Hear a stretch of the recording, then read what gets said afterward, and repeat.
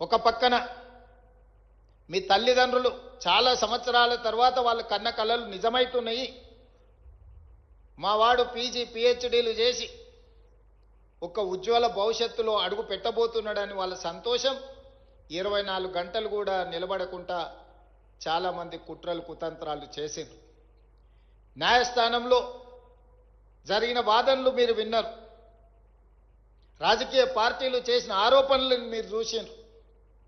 ఎక్కడ కూడా ఈ ప్రభుత్వం ఒక తప్పు చేయలేదు. ఈ ప్రభుత్వం తప్పులకు అవకాశం ఇయ్యదు. ఈ పిల్లలు మెరిట్ మీదనే ఎంపికైనరు. వాళ్ళలో ఉన్న నైపుణ్యమే వాళ్ళని గ్రూప్ 1 గ్రూప్ 2 అధికారులను చేసిండ్రు.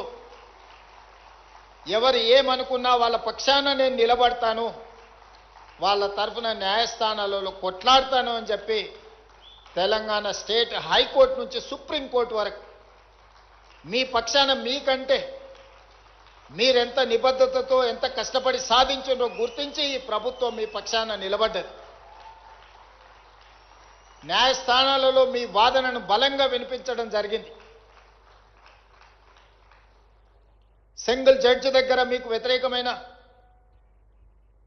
నిర్ణయం వస్తే డివిజనల్ బెంచ్లో అప్పీల్ చేసి మీ పక్షాన బలమైన వాదనలు వినిపించి అన్ని న్యాయపరమైన చిక్కులను ఛేదించి ఈరోజు మీ తల్లిదండ్రులు కన్న కలల సాకారం చేయడానికి మీతో పాటు ఈ ప్రభుత్వం కూడా సంపూర్ణంగా కృషి చేసి